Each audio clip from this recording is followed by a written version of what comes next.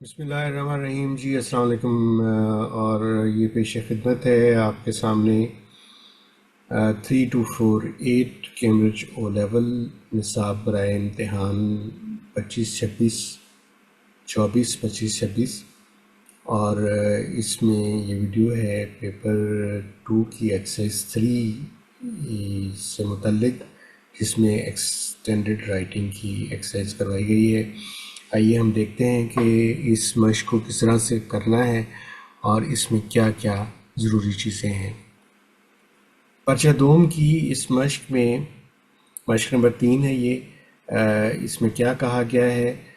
نصاب کے اندر کیمبرج کی طرف سے جاری کردہ سلیبس کے اندر extended writing exercise, candidates write a piece of continuous prose of approximately 200 words، 200 الفاظ پر مشتمل ایک پروز یعنی ایک تحریر لکھنی ہے، اور a stimulus of short prompts will be printed in the question paper. A purpose, format and audience for the writing will be specified، اور assessment objectives یہ سامنے ہیں جو ہم بعد میں دیکھتے ہیں۔ اچھا جی، اس میں جو بنیادی چیز ہے وہ یہ ہے کہ 200 الفاظ ہیں اور پرومپٹس، شارٹ پرومپٹس دے دیے جائیں گے۔ اب یہاں پہ یہ نہیں کہا گیا کہ شارٹ پرومپٹ دے دیا جائے گا، یہاں یہ نہیں کہا گیا کہ 2 پرومپٹ دیے جائیں گے، 3 دیے جائیں گے یا 4 دیے جائیں گے۔ تو ہم چونکہ یہاں پہ شارٹ پرومپٹس کہا گیا تو ہم یہ تو مان لیتے ہیں کہ ایک پرومپٹ نہیں ہوگا، کم از کم 2 ہوں گے، 2 سے 3 ہو سکتے ہیں، 3 سے زیادہ میرا نہیں خیال کہ کوئی پرومپٹس یعنی اشارات دیے جا سکتے ہیں۔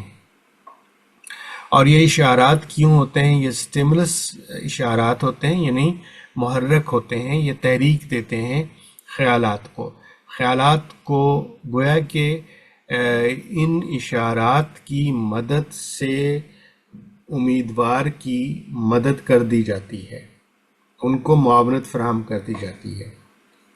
اب ہم نے یہ دیکھنا ہے کہ ایکسٹینڈڈ رائٹنگ ہے کیا، یعنی ایکسٹینڈڈ رائٹنگ کی تعریف کیا کی جاتی ہے۔ تو ایکسٹینڈڈ رائٹنگ کے بارے میں کہا جاتا ہے کہ extended writing is a piece of writing that is produced independently within a set time frame without help from an adult۔ تو ایک تو یہ کہ یہ رائٹنگ ہے، تحریر ہے، اور لیکن یہ تحریر ضروری ہے کہ یہ ایک خاص مدت اس کی دی جائے اور یہ امیدوار انڈیپینڈنٹلی کرے، آزادانہ طور پر بغیر کسی مدد کے کرے۔ پہلی تو چند باتیں یہ ہیں۔ اگلی جو بات ہے وہ یہ ہے کہ extended writing task can involve research, critical reading for multiple sources and high level reasoning and problem solving۔ یہ بڑی اہم بات ہے کہ ایکسٹینڈڈ رائٹنگ ٹاسک ایسا دیا جائے گا جس سے یہ اسیس ہو سکے کہ بچے نے کرٹیکل ریڈنگ کتنی کر سکتا ہے، وہ ریڈنگ کو، تحریر وہ لکھے ہوئے کو کتنا گہری نظر سے پڑھ سکتا ہے، دیکھ سکتا ہے۔ اور ریڈنگ بھی کوئی ایک سورس سے نہیں، ملٹیپل سورسز سے ہو، مطلب مختلف قسم کی ریڈنگ ہو۔ یہ نہیں ہے کہ صرف اس نے کہانی پڑھنی ہے یا مضمون ہی پڑھنا ہے، نہیں، ہر قسم کی ریڈنگ ہو، اس کے تجربے میں شامل ہو۔ اینڈ ہائی لیول ریزننگ، اور وہ پھر ہائی لیول کی ریزننگ بھی کر سکے اور پھر پرابلم سالونگ بھی کر سکے، وہ اپنی رائے دے سکے، وہ دلیل دے سکے، وہ اپنا نقطہ نظر بیان کر سکے، اس کی فیور کر سکے، اس کے بارے میں کامنٹ کر سکے، اس کے بارے میں رائے دے سکے، اس کے بارے میں بیان کر سکے۔ They can be used to assess skills such as high order thinking and reasoning۔ یہ وہی آ جاتی high order thinking. High order thinking and reasoning کی ایگزامپلس مجھے بلوم ٹیکسانومی میں نظر آتی ہے کہ جن لوگوں نے بلوم ٹیکسانومی کو پڑھا ہوا ہے وہ جانتے ہیں کہ ہائی آرڈر تھنکنگ کیا ہوتی ہے۔ جہاں پہ بچہ کچھ کریٹ کرنے کے، کچھ بنانے کے، کچھ تخلیق کرنے کے قابل ہو، وہ ہائی آرڈر تھنکنگ ہوتی ہے. جہاں پہ بچہ کچھ نتیجہ اخذ کر سکے چیزوں کا، کہ بہت سی چیزیں اس کے سامنے ہیں، اس میں سے وہ ایک نتیجہ اخذ کر سکے. تو یہ ایک ایکسٹینڈڈ رائٹنگ ہے. تو گویا کہ بہت سے خیالات کو خیالات کے ساتھ ترتیب دیتے ہوئے آگے بڑھاتے جانا. تو اسی کو کنٹینیوس پروز بھی کہا جاتا ہے. اور یہ ایکسٹینڈڈ رائٹنگ ہوتی ہے چونکہ یہ بڑھتی ہے اور یہ خیالات کو بڑھاتی ہے، خیالات کو ایکسٹینڈ کرتی ہے. اس کے بعد ہم یہ دیکھتے ہیں کہ کیمبرج کے تمام تر نصاب میں تحریر کی جانچ کے مقاصد کیا ہیں. پہلا مقصد ہے کمیونیکیٹ انفارمیشن، آئیڈیاز، اوپینین، کی points clearly, accurately and effectively. آپ کو پتہ ہے کہ جب بھی کوئی بھی انسان ہے، اس کو پہلے آئیڈیاز ہوتے ہیں، خیالات ہوتے ہیں، پھر وہ رائے بنتی ہے، اوپینین بنتی ہے، اور پھر اس کے بعد پھر اس کا وہ ایمان بن جاتا ہے، جو اس کے اوپر بات کرتا ہے، وہ اس کے اوپر دلائل دیتا ہے. تو اپنے پوائنٹس کو، اپنے خیالات کو وہ کلیئرلی، واضح طور پر، ایکوریٹلی، بالکل بہترین طریقے سے وہ اینڈ افیکٹولی اور مؤثر انداز میں وہ بیان کر سکے. تو پہلا تو یہ ہے اپنی تحریر میں معلومات، خیالات، آراء اور اہم نکات کو واضح، درست اور مؤثر طریقے سے بیان کر سکے. پہلا تو یہ آبجیکٹو ہے. سیکنڈ آبجیکٹو ہمارا یہ ہے کہ organise ideas into coherent paragraphs using a range of appropriate linking devices. اپنی تحریر میں حروف ربط کا درست استعمال کرتے ہوئے خیالات کو مربوط پیراگراف میں ترتیب دے سکے. مربوط پیراگراف ہی ایکسٹینڈڈ رائٹنگ ہوتی ہے، مربوط پیراگراف ہی کنٹینیوس رائٹنگ ہوتی ہے. کوہیرنٹ پیراگراف، مربوط پیراگراف، لنکنگ ڈیوائسز اگر چنانچہ جو حروف ربط ہوتے ہیں مزید برآں، بعد ازاں وغیرہ وغیرہ. اس کے بعد اگلی جو بات کی گئی ہے، ٹارگٹ جو ہے آبجیکٹو 3، اسیسمنٹ ٹارگٹ یا اسیسمنٹ آبجیکٹو یا جانچ کا مقصد number 3، manipulate the target language accurately to use appropriate example of grammatical structure and vocabulary in context. کہ وہ اب یہاں پہ پہلے جو تھے ٹارگٹ وہ تقریباً مواد سے متعلق تھے، یہاں پہ ٹارگٹ مکمل طور پر یہ لینگویج سے متعلق ہے.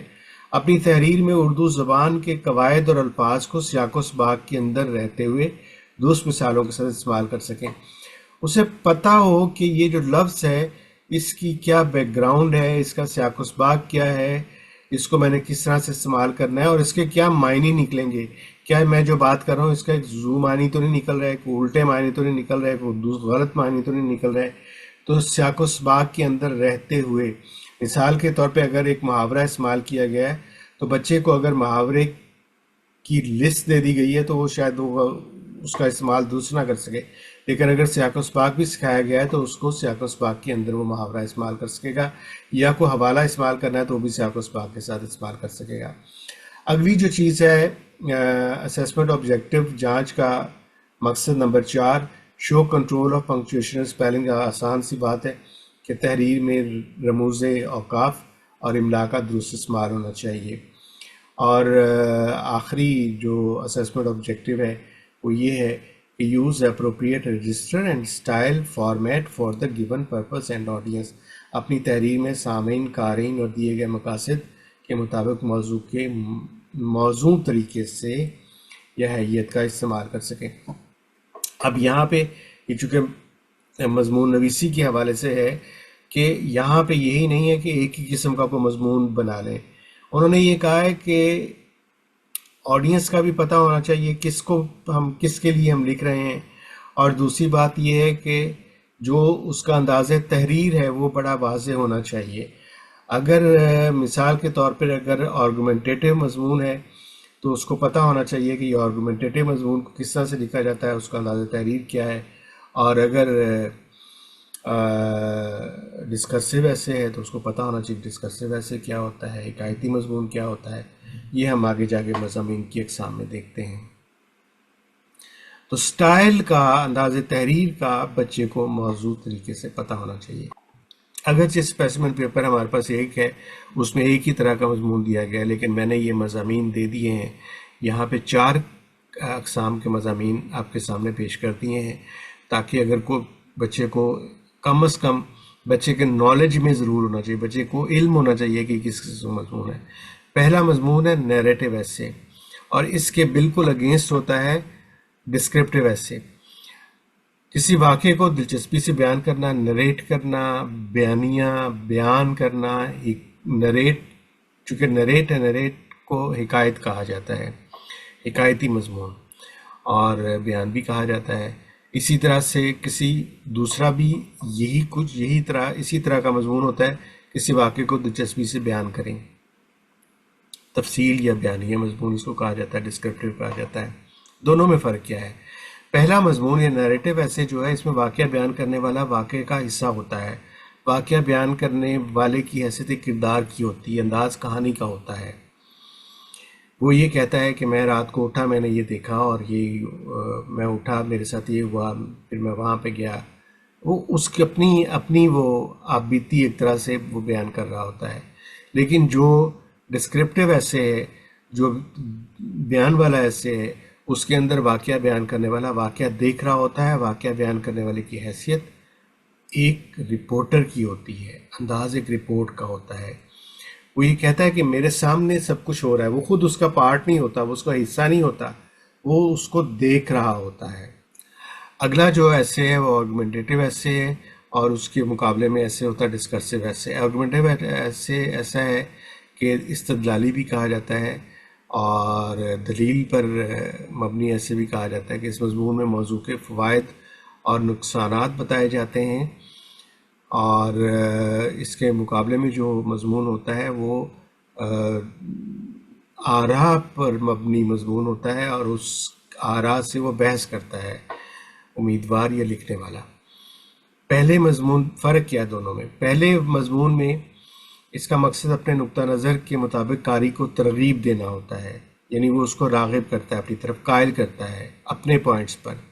دوسرے میں وہ بحث کرتا ہے، وہ اپنی قاری کو اپنی رائے تو دے سکتا ہے، وہ یقیناً بحث کرتے ہوئے رائے آتی ہے، لیکن وہ قاری کو قائل نہیں کرتا، وہ قاری کے سامنے دونوں پہلو رکھ دیتا ہے، اور یہ تین پہلو ہیں تو تینوں پہلو رکھ سکتا ہے۔ اس میں انداز بحث کا ہے، پہلے والے میں انداز قائل کرنے کا ہے۔ یہ ہمارا جی اسپیسیمن پیپر میں سے ایک مضمون لیا گیا ہے، کہ اس میں مضمون کا موضوع دیا گیا ہے، اسکول کے تمام طالب علموں کی غیر نصابی سرگرمیوں میں حصہ لینا ضروری ہے، اور اس رائے سے کس حد تک متفق ہیں۔ یقیناً جب آپ کہتے ہیں کہ اس رائے سے کس حد تک متفق ہیں، تو وہ ڈسکرسیو ایسے بن جاتا ہے، وہ کسی حد تک بحث والا ایسے بن جاتا ہے، اور دو پرانٹس بھی دے دیے گئے ہیں۔ کامیابی حاصل کرنے کے لیے ضروری ہے کہ صرف پڑھائی پر توجہ دی جائے، اور غیر نصابی سرگرمیوں میں حصہ لینے سے باقی مضامین میں بھی مدد مل سکتی ہے۔ اب یہاں پہ آپ نے دیکھا کہ دو رائے ہیں، دو رائے کو بیان کرنا ہے بچے نے، اور اس کے بعد مضمون کی جو ضروریات ہیں وہ یہ کہ 10 نمبر ہیں، 10 نمبر مواد کے ہیں اور 10 نمبر زبان کی۔ اگر بچہ موضوع کے مطابق صحیح لکھ دیتا ہے، اگر زبان میں غلطیاں بھی ہوتی ہیں تو 10 نمبر تو اس کو مل جاتے ہیں، اور اگر زبان بھی بہتر ہوتی ہے تو 10 نمبر مزید مل جاتے ہیں، اس طرح 20 نمبر بن جاتے ہیں۔ اس کے بعد یہ آپ کے سامنے ہم نے ایک خاکہ بیان کر دیا ہے۔ اس ویڈیو میں جتنا بھی مواد ہے یہ کاوش جدید سے لیا گیا ہے، اور اسی کی معاونت سے یہ آپ کے سامنے چیزیں میں نے بتائی جا رہی ہیں۔ مواد یہ خاکہ ہے مضمون نویسی کے لیے، کم از کم 4 پیراگراف ہونے چاہیے، اور پہلا پیراگراف جس میں آغاز، تمہید یا مضمون کا مقصد بیان کرنا ہے، یہ تمہید ہے، آغاز ہے، اور اس 30 سے 35، 25 سے 35 الفاظ تک کے قریب ہو سکتا ہے۔ دوسرے میں پہلے نقطے یا اشارے کے حوالے سے ضروری تفصیل بیان کی جاتی ہے، اور تیسرے میں دوسرے نقطے یا اشارے کے حوالے سے بیان کی جاتی ہے تفصیل، اور دونوں کے حد الفاظ 70 سے 80 ہے۔ اگر ایک میں 90 ہو جاتے ہیں تو دوسرے میں اتنے کم ہو جائیں گے، کیونکہ ہم نے کل حد الفاظ کا دھیان رکھنا ہے۔ اور چوتھا پیراگراف جو ہے وہ 30 سے 35 تک ہونا چاہیے۔ کل حد الفاظ 200 ہے، اسی 200 تک رکھنا چاہیے۔ اس کے بعد مواد کے بعد اچھا، اختتام میں ہی بچہ رائے کے بارے میں اپنی اپنی بات بھی کر دیتا ہے. وہ ہم آگے جا کے دیکھتے ہیں جب ہم اسپیسیمن ایک پورا حل شدہ مضمون دیکھیں گے. زبان کا نمبر 10 ہیں اور اس میں جامعیت ہونی چاہیے، باربط پیراگراف ہونے چاہیے، ہجوں اور قواعد کی درستی ہونی چاہیے، مرکب الفاظ کا استعمال اور خوبصورت لفاظی ہونی چاہیے، مربوط جملے ہونے چاہیے، کمپلیکس سینٹینسز، روزمرہ محاورات کا استعمال ہونا چاہیے اور دوسرے موضوع اوقاف ہونا چاہیے. میرا خیال ہے کہ اس میں کوئی چیز ایسی نہیں ہے کہ جس میں تفصیل سے بیان کی جا سکے، سوائے یہ کہ کمپلیکس سینٹینسز کیا ہوتے ہیں کہ جس میں ہم حروف ربط استعمال کرتے ہیں، اور اسی طرح سے مربوط پیراگراف میں بھی حروف ربط استعمال کر سکتے ہیں مزید برآں اس کے باوجود اس خیال کے مطابق. یہ اب جی یہ کانٹینٹ کے حوالے سے یہ وہ منزل ہے جس پہ ایک طالب علم کو پہنچنا چاہیے، اور اس میں 9 سے 10 نمبر ہیں. 10 نمبر کانٹینٹ کے ہیں، مواد کے ہیں، تو وہ انہیں اسے حاصل کرنے ہیں بچے کو. تو کس طرح سے حاصل کرنے ہیں؟ اس میں جو سب سے پہلی بات ہے وہ یہ ہے کہ فلفلز دا ٹاسک، کہ جو کام ہے مکمل ہونا چاہیے، یعنی کم از کم اس موضوع پہ لکھا ہونا چاہیے، اور with consistently appropriate register and a very good sense of purpose and audience. اور یہ جو ٹاسک جو فلفل کیا ہے، یعنی کانٹینٹ لکھا ہے یا مواد لکھا ہے، تو وہ اسی انداز تحریر میں لکھا گیا ہو جو کہ مانگا گیا ہے. اور اس میں دیکھتے ہوئے اپنے قارئین کو، سامعین کو جن کے لیے لکھا جا رہا ہے، ان کا بھی خیال رکھا جائے. اگلی جو چیز ہے وہ یہ ہے کہ ideas are well developed and communicated effectively at appropriate length. تو جو خیالات ہیں وہ بڑے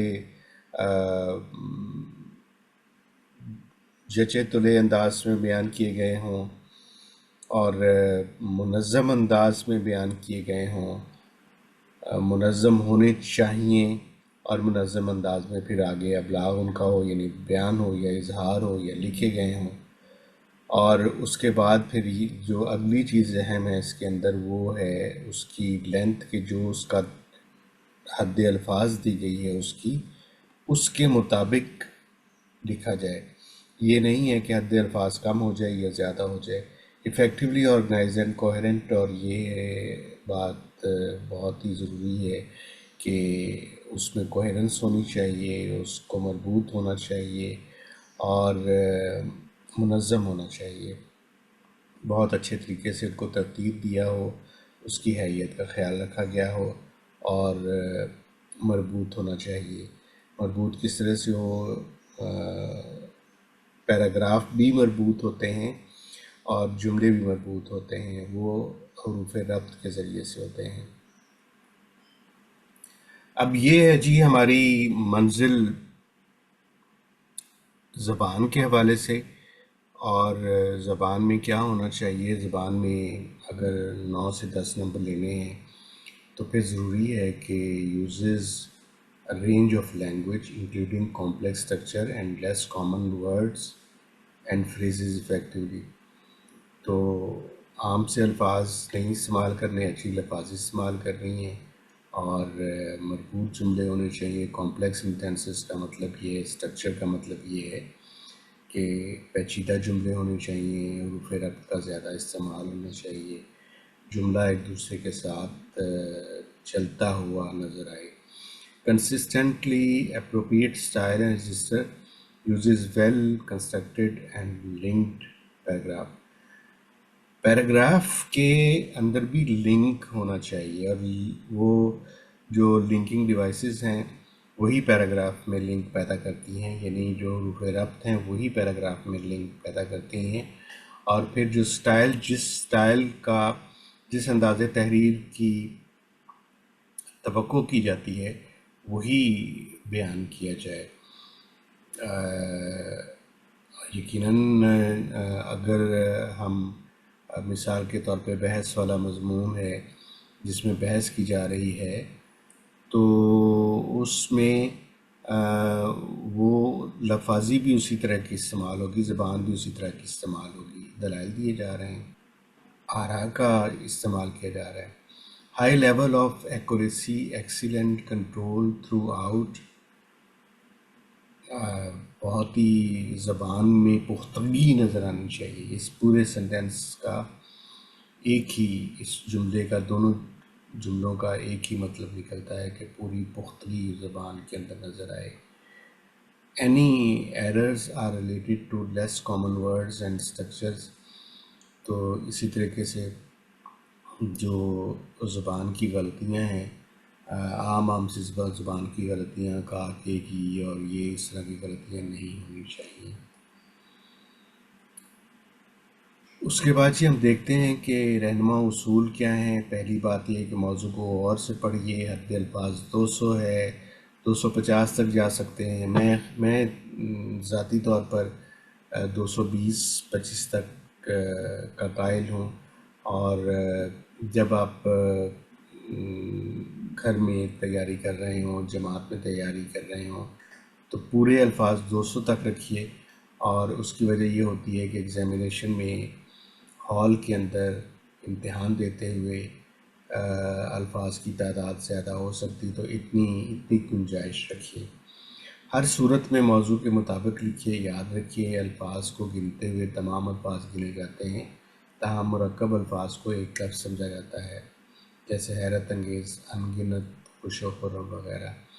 اچھا، یہ جو ہے یہ اس میں تھوڑا سا تضاد پایا جاتا ہے. لوگوں کی مختلف رائے ہے. کچھ لوگ سمجھتے ہیں کہ سارے الفاظ نہیں گنے جاتے، سارے الفاظ میں کچھ الفاظ نہیں گنے جاتے، جیسے کہا کہ کی ہے، اور عام زبان کے عام الفاظ جو ہوتے ہیں وہ نہیں گنے جاتے. میرے خیال میں سارے الفاظ گنے جاتے ہیں، تاہم جو مرکب الفاظ ہیں وہ ایک ہی گنا جائے گا. خوش و خرم جیسے ہے تو ایک ہی گنا جائے گا. جو اشارات دیے گئے ہیں ان سے ضرور مدد لیجیے. اشارات کے علاوہ موضوع کے مطابق خود سے بھی لکھیے. یہ نہیں ہے کہ اشارہ کاپی کر دینا ہے، اس کو نقل کر دینا ہے، نہیں، اس میں اضافہ کرنا ہے. اس کے مطابق آپ خود سے لکھیں گے اور اسی موضوع کے مطابق لکھیے. اشارے یہاں اس سے مراد یہ نہیں ہے کہ خود سے کوئی الگ سے کوئی بات کرتے ہیں، نہیں، اشارات کو ہی پھیلائیں اور انہیں کو آگے لے کے چلیں. موضوع کے مطابق درست اور معیاری زبان، یہ ہم پہلے بات کر چکے ہوئے ہیں. مرکب جملے لکھیے، جیسے کہ تاہم، گویا، مزید برآں، یہ والے الفاظ استعمال کرتے ہوئے. جبکہ اور بعد ازاں یہ الفاظ مرکب بناتے ہیں اور پیراگراف کو بھی مربوط کرتے ہیں. رموز اوقاف کی غلطیاں اور املا کی غلطیاں نہیں ہونی چاہیے. اور لکھنے سے پہلے موضوع کو اچھی طرح سے دیکھ لیں اور خاکہ بھی بنا لیں. لیکن یہاں پہ میں یہ کہوں گا کہ جب آپ پریکٹس کر رہے ہیں، جب آپ مشق کر رہے ہیں گھر میں یا جماعت میں، تو خاکہ بنائیے. امتحان میں خاکہ مت بنائیے، اپنے دماغ میں بنائیے، کیونکہ امتحان میں آپ خاکہ بنانے میں لگیں گے تو ایک وقت لگ جائے گا خاکہ بنانے میں، اور وقت ضائع ہوگا. پھر آپ اسے ایکسل شیٹ پہ بنائیں گے، پھر کاٹیں گے، اور وہ ایک عجیب سا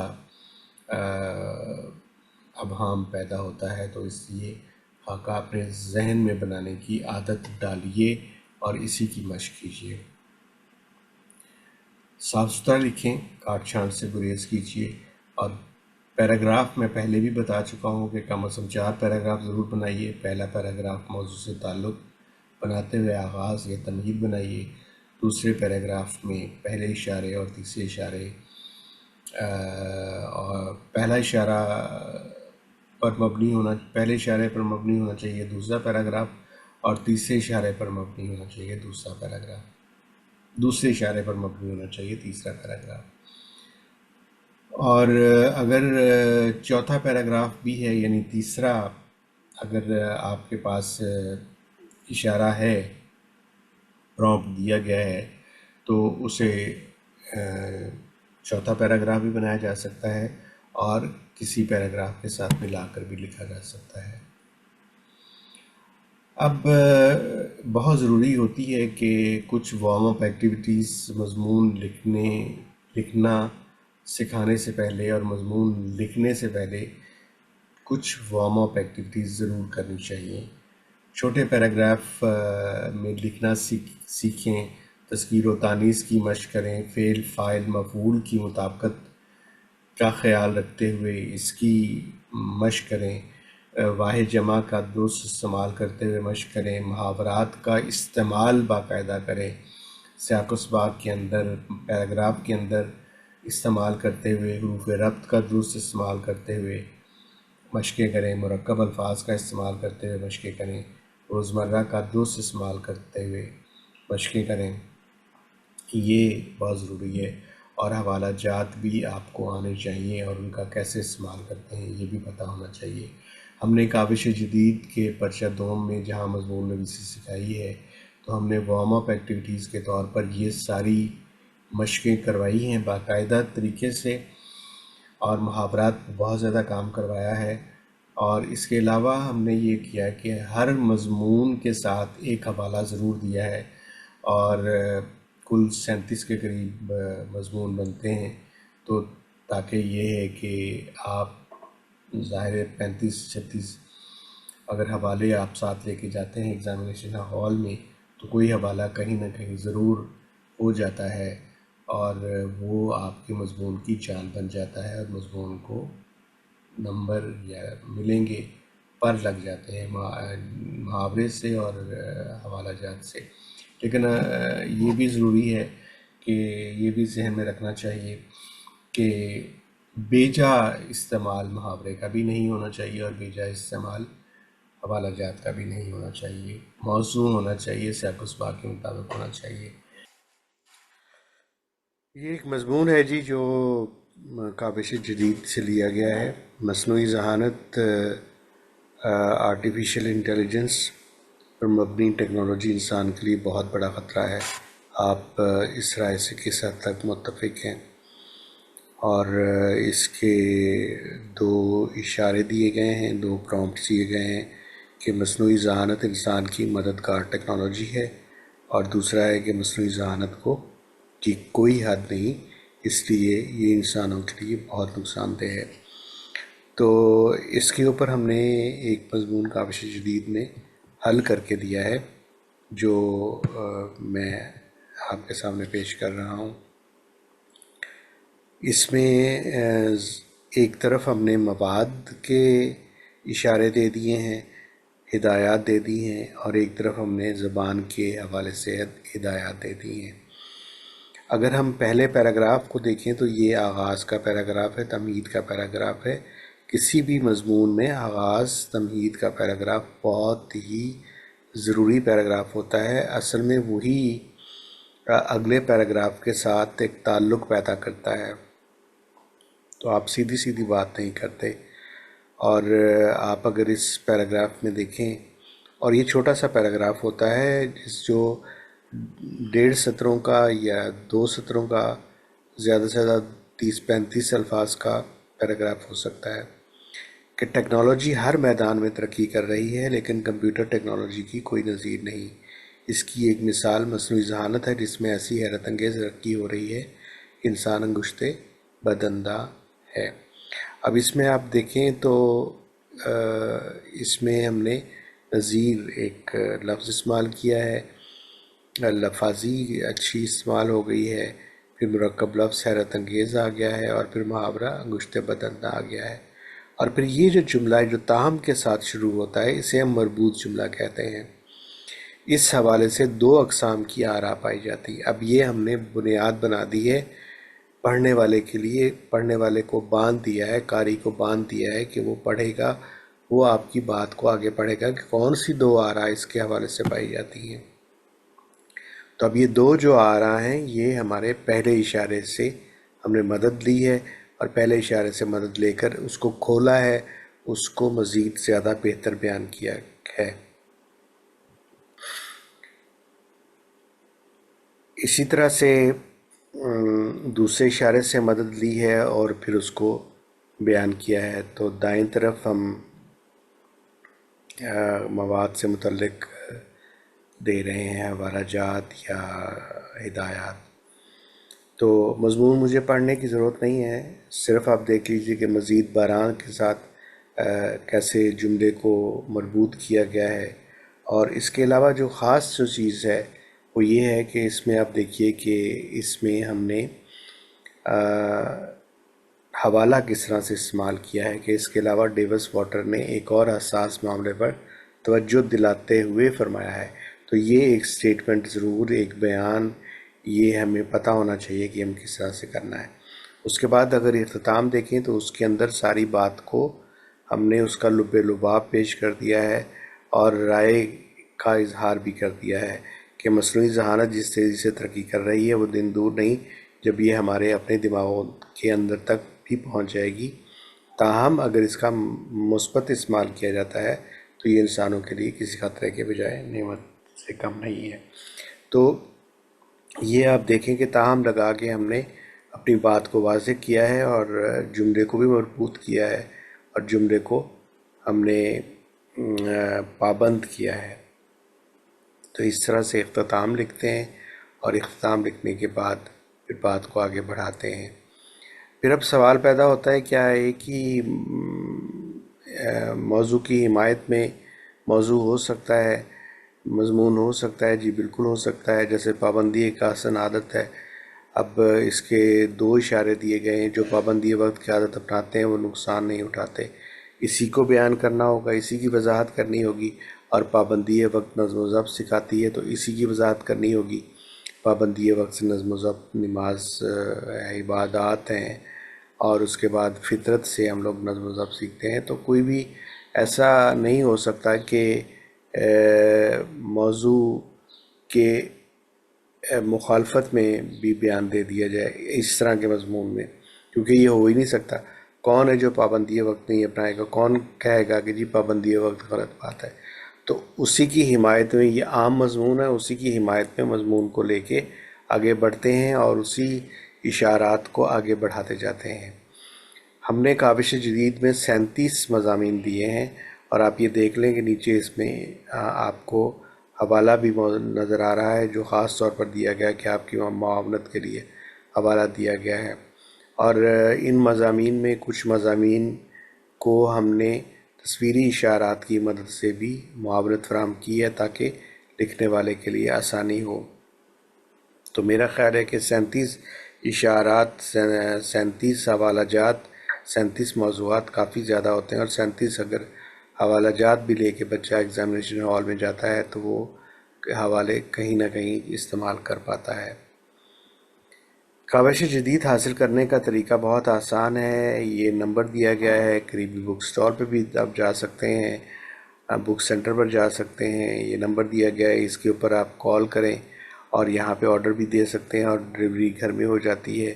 اور draz.pk بھی ہے، وہاں پر بھی مل جاتا ہے اور مل سکتی ہے. 3 آفیسز ہیں، کراچی میں بھی ہیں اور لاہور میں بھی ہے اور اسلام آباد میں بھی ہے. بڑے سٹورز پر یقیناً بک سینٹرز پر یہ کتاب موجود ہے. نہیں موجود تو آپ ان سے کہہ سکتے ہیں، وہ منگوا کے آپ کو دے سکتے ہیں.